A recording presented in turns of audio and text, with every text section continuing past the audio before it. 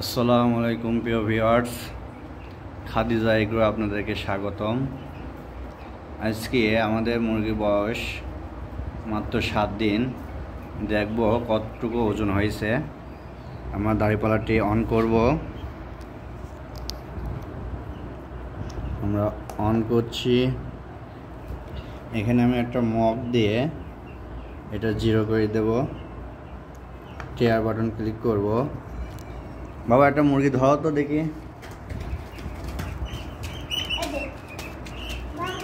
দেখি দাও আমু সরো, সরে যাও, এদিক সরে যাও।